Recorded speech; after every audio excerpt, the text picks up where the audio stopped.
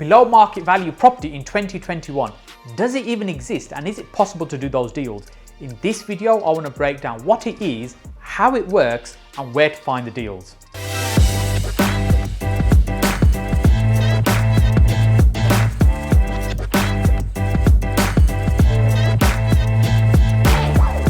If you're watching my videos for the first time, my name is Hussain, and on this channel I share with you my 15 years of property investing experience to ultimately help you get further faster in your property investing journey. When it comes to BMV, this is an acronym that you see here quite a lot within the property space, and essentially it stands for below market value. So let's say you have a property that's worth £100,000 and you're able to purchase it for £75,000. Essentially, it's 25% below market value, or 25% BMV. Well, that explanation seems to be simple enough. If that's the case, then why is there so much confusion when it comes to this?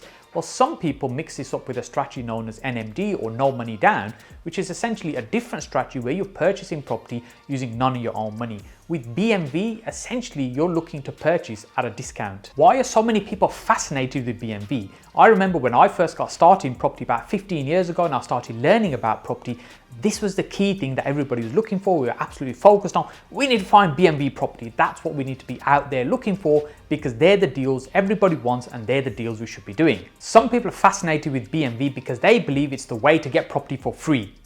Property for free. Yes, you heard that right. Getting property for free. It is possible, and make sure you watch all the way to the end because I'm going to show you exactly how it is possible to structure deals in this way. But you may have heard the term, you make your money on the way in or when you buy the deal, and that's essentially what we're doing here. You're locking in equity on day one by buying something below its true value, below what it's worth, i.e. for a discount. One of the biggest mistakes that I see people making with BMV property investing is not really fully understanding the strategy, only having a partial understanding of how it works and why somebody would sell a property below its true worth. And what ultimately happens is people go looking for cheap property, but just because a property is cheap and it's below market value, it does not necessarily mean that it's a good deal. So let's jump into now exactly how this works. When I first got involved in property at the beginning, when we learned about below market value, I was absolutely obsessed about looking for deals that were going to be 25% below market value. This was the magic number that I was looking for. And essentially the reason for that is because the investors I was selling the deals onto at the time, because what I was doing, I was finding these deals, packaging them up effectively and selling them on, charging a fee, £2,000, £3,000, £4,000, £5,000, whatever it might be, depending on how much value there might be in that deal. But what they were looking for was that discount. And the reason 25% was the magic number, because essentially what they would be looking to do is to remortgage that property or to finance it in such a way with a 75% mortgage, meaning that they've got none of their own money put into that. So when you've got none of your own money tied up in a deal, essentially no money down, as some people refer to it as, or no money left in, what it means is that you own a property essentially for free without putting any of your own money into it. So how does this even work? And actually, is it even legal? Well, at that time, let's say there were some shady practices going on, there's some legal methods to do no money down as well, but the best and the safest way to do no money down today in 2021 is really being able to buy the property at the right price and then using a refinance method. So let me explain how that works. And I'm going to use some simple numbers like £100,000 before I get any complaint. You can't buy property for £100,000. I know, I understand, but the numbers are easier to do, right? And you can just extrapolate this into whatever deal you're looking at. So let's say the property is worth £100,000 and you're able to buy that for £75,000. We're going to go into the details of why and how that's going to work in a short while, but stay with me for a moment. We're purchasing this at £75,000. Now let's say using cash or bridging finance to purchase that particular property, and what that means is you're putting a small amount of money in to purchase that property, i.e. 25% of the £75,000. And then you've acquired the property, but it's below its market value, so it's not at its true value that you purchased it at. So in a few months' time, generally speaking, 6 months onwards, and the reason for that is because there tend to be lots of mortgage lenders that are happy to remortgage at 6 months, where there's many fewer that will remortgage within 6 months. So at the 6 month point, you remortgage the property for its true value, which is £75,000. When you remortgage, at £100,000 even, and the remortgage amount is £75,000. When you receive that $75,000 from the lender, what essentially you're able to do is to repay your original bridge or wherever that money came from to purchase the property, and the initial deposit you put in as well. effectively what you've done, you've extracted all your money that's in that particular deal and you end up with a property for free. Let's say you were going to start property investing with a small part of cash. Well, let's say it's a reasonable part of £100,000. You could just go and purchase one property, or you might purchase, say, 4 properties and you put £25,000 in each one, and you end up with 4 properties with 25% in each one. Now, generally speaking, that's probably as about advanced as most people tend to get when it comes to property investing. And over time, you'll probably get capital growth and you'll also get some income from those properties as well. But however, to really move this strategy onto steroids, this is where BMV really comes into being an advanced strategy. Coming back to what I was talking about earlier on, using the strategy we're just talking about, if we were able to buy these properties BMV, what ultimately would mean is that we'd be able to extract all our money back out of all those 4 properties and effectively have that £100,000 back. Now, if we use the first strategy of purchasing a property for £100,000, we've used all our money and that's the money gone. Now we've not got any more funds to buy another property. If we split it between 4 properties, we're able to get 4 properties using 75% mortgages on each property. This strategy means that you can use 4 purchases, you get your money out and then you can go again. And some people call this momentum investing because it gives you the momentum to be able to keep going with one pot of cash, you keep recycling and keep growing. This is only possible by buying property BMV in the first place. Now, you might be thinking right now, Saj, this is all well and good, but why on earth is somebody going to sell me their property below its true value? There are many reasons. There are many reasons why somebody would sell their property below its true value. However, generally speaking, because we don't really come across those situations, we don't have those conversations, and we don't experience it, we just assume it's not possible. Why would somebody do it? It doesn't make any sense. However, there are so many reasons I mentioned. In fact, I've probably come across more than 40 plus different reasons why somebody's looking to sell their property below its value. If you're enjoying all this free content that I'm putting out on YouTube, I'd like to ask you of a favor. To help me reach more people and help and serve more people, I'd like you to make sure you hit that subscribe button if you're not already subscribed to the channel, and share this video with one person you think would really benefit from seeing it. The 3 Ds, known as debt, death and divorce. They tend to be the 3 biggies, but as I said, there's many other reasons. Let's just break those down in a little bit more detail first of all. So debt, in my experience, was the most common one when I got into this particular strategy, when I was packaging up deals and selling them. That means people are coming into some kind of financial difficulty and they need to sell the property to reorganize their finances, restructure their particular financial situation so as to not let the whole thing implode. For example, let's say somebody's about to get repossessed, they could pretty much lose their property and it's going to make it very difficult for them to be able to rebuild their life going forward, being able to get another mortgage going forward. Whereas if they could sell that property even be less than what its true value is and prevent the repossession from happening, clear the debt, reorganize their life and be able to rebuild and go forward, they're in a much better situation. So that's a classic example, debt even. And then you've got death. Death is pretty much probate. Probate sales are when somebody inherits a property that somebody's passed away, they're looking to sell it on.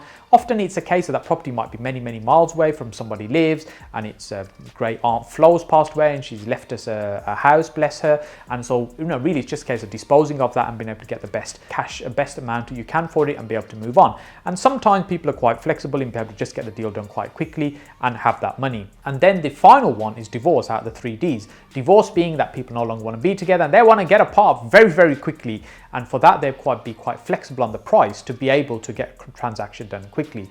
Now, when we look at these 3 Ds or the many other reasons that people sell their property, ultimately it's about motivation. How motivated are they to sell the property? And sometimes these are known as motivated sellers. This is a term that you hear quite a lot. I'm looking for motivated sellers.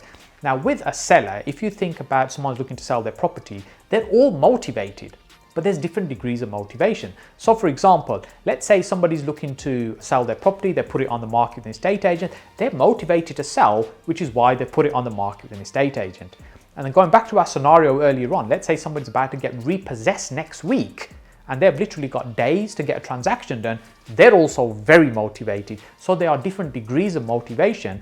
Pretty much everyone is motivated to sell if they're looking to sell the property, but ultimately we're looking for people that will be flexible in the price in exchange for speed and certainty.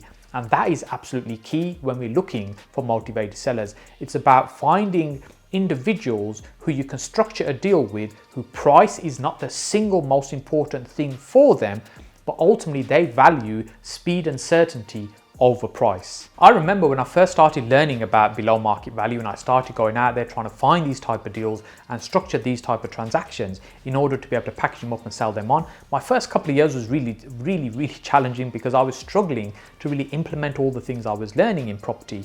But actually, when I started focusing on specific things, and one of the things I got very good at was finding people that were looking to sell, speaking to them directly and understanding their situation and circumstances. Because when you're looking to buy a property below market value, ultimately what we're talking about is somebody's circumstances need to be right to be able to make it work. This is not about taking advantage of somebody in that situation, although I know unfortunately there are some people that will, they do take advantage of people. Really, this is about how you can help somebody, serve them, help them achieve what they want to do, and if there's a deal to be done, that will land in your lap. And at the beginning, when I was going out seeing people, and firstly I had these beliefs myself that no one's going to sell me the house for less than it's worth. It just doesn't happen. It doesn't make sense. And I really struggled with that for a while myself. Even though I was speaking to other people that were doing this day in, day out, and I was surrounding myself with other people who were doing the same thing. However, because I hadn't done it myself, I really struggled with the belief. But as I was going out to see more and more people, and I was speaking to, over time, it was hundreds of people. I'd sit in front of them in their lounge or at their kitchen table, chatting to them about their situation, their circumstances, what they need, and what ultimately they need to see their life look like going forward, and if it was going to be possible to try and help them and assist them. And hey, look, in many situations, I wasn't able to help. I wasn't able to offer them any kind of solution. So it doesn't mean that we have to find a solution for them every time. It's if we can. And I got very good at understanding debt and how debt works and trying to help people out of debt situations and IVAs and all kinds of things. So really what I did, I built up my knowledge and understanding of debt. So when I was seeing people, I could give them some signposts and some pointers. You need to talk to the mortgage broker, see if you can get your mortgage restructured. That will prevent you getting repossessed, etc. There's various things like that. So ultimately my goal was to go in, speak to the sellers, understand what they're looking for, see if I can help them and point them in the right direction. And maybe 1 in 10, 1 in 20 of those would turn out to be a deal that they want to do with me, and then that's something I'd package up and sell on to somebody else. Now here, really, it was me giving them the reassurance that I'm going to be able to do what I say I'm going to do, i.e. the certainty. And often speed is important as well. And there are also occasions when I'd go to speak to somebody and maybe they're in the early stage. I use repossession as an example because this is one I used to see time and time again. So they may be at the early stages of missing some mortgage payments and they're starting to get a letter from the bank saying, look, if you don't pay, ultimately you can get repossessed. And they are actually quite far away from the point where they would ultimately lose that house. So yes, they were a little bit unsure, and some people would bury their head in the sand a little bit and let the problem just build up around them because they just don't want to deal with it and face it. And then other times people will be literally, look, I've got the bailiffs coming tomorrow and I'm about to get repossessed. I don't know what to do. They're going to be evicting me tomorrow because they're literally up to the wire. So as people travel down that timeline in terms of where they are, again, their motivation might change. So although they're still a motivated seller at the beginning, but just because they don't want to deal with you right now, it doesn't mean no, it's not a deal. It just means no, not now, not no, never. At that time, one of the other things I used to come across quite a lot was negative equity. This is where somebody owed more in terms of debt on the property than the property was worth. Let's say the property is worth £100,000 and their mortgage might have been £105,000, because what had happened prior to that, there were a lot of high loan to value mortgages. People were able to borrow a lot of money against their property, and then there was a price drop. So ultimately, in terms of the values had fallen, but the debt was still quite high. And those people were not really in a position to be able to sell to you. They really couldn't sell to you at a discount. So some of those transactions we would structure as lease options or delayed completions. And this is where I started to build my knowledge on lease options and delayed completions. And if you're interested in those, I'll link up a video up here where you can learn more about those, where we've done a number of deals where pretty much we're picking up a house for £1, and we've done about 30 plus of those deals at that time. But the key thing here, and the message I'm trying to get across to you, the timing of the strategy is really important. So now, today in 2021, is it possible to do these type of deals? Can you go out and find 25% below market value? I'm based in Birmingham. The property market is on fire. You put a house up for sale, in the afternoon, you've got several offers. And this is what the market's like right now. It's on fire. So how do you get 25% discount in that market? Well, here's the thing. It doesn't mean these deals don't exist. It just means they're fewer and far between. There's very, very few deals that really fall into this situation, because you've got to think about the circumstances. If we go back to a motivated seller, what is it you're offering them? You're offering them speed and certainty. Well, actually, in a hot market like this, An estate agent can also, to an extent, offer speed and certainty as well. So they can get a buyer agreed with you very quickly, and they can give the certainty in that because they know the market's very hot, there's plenty of people buying. However, what generally they're not able to do is complete the transaction very quickly because most people buy in the traditional way. So this is where you've got to look for the little advantage in how can you provide something and be really of service where your traditional estate agent can't. Something else to understand about discounted property is it actually a genuine discount? So what do we mean by that? So there's many times I've been offered a property, we'll use that simple £100,000 number again because it's just easy to understand. So I've been offered a property, let's say it's worth £100,000. Well, they say to me it's worth £100,000 rather than me saying that. They send me a property deal, say, hey, it's worth £100,000. We will take £75,000 for this. So you've got 25% below market value. You think, great, it's a discounted property, sounds interesting, let's have a look. And then it turns out the property needs quite a bit of work doing and you think, okay, that's fine, we can add some value. But actually, the property is worth £100,000 once it's in good order. So although it may seem like a discounted property on the face of it, what we really have to understand, is it genuinely a discount? Is it a discount of its true current market value as opposed to what somebody says its true value is? So it's really important you understand how to do the due diligence so you can assess what the true value is. Because value is really subjective, it's what somebody's prepared to pay for something. So if the property is worth £100,000 as it is in its current state and you get a discount below that, that's great. If on the other hand, you have to spend money on it to get it to a point where it'll be worth that figure, well, actually you have to think, is it even worth doing that? Is it even a deal? Because you may be able to just purchase another property for a similar kind of price that's already had the work done to it. Often below market value property gets associated with the poorer northern towns up in the northeast or some of these little towns where there isn't really that much activity going on in the marketplace. But here you have to be careful that although you might be getting a discount below its value, but actually is there a true market for that property? For example, if it's a £100,000 property, let's say you're purchasing at say £80,000, you think that's great, you've got yourself a little bit of a discount, all well and good, brilliant. However, if you were to come to sell that property, say next month, you needed to relist it and sell it, would you achieve £100,000 or would you only achieve the £80,000 that you've actually paid for it? Because really that's what the market is and that's what people are preparing to pay for that property.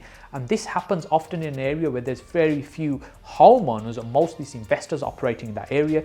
So the only other people that buy property are investors and they're also looking for a discount. So sometimes that discount could be artificial as opposed to a genuine discount. The other area that you see this is in sometimes is in new build property, new build apartments particularly, where they're inflated in terms of their price and you purchase it at a discount. You've got say a 10% discount. You think fantastic, I've got a discount of its market value.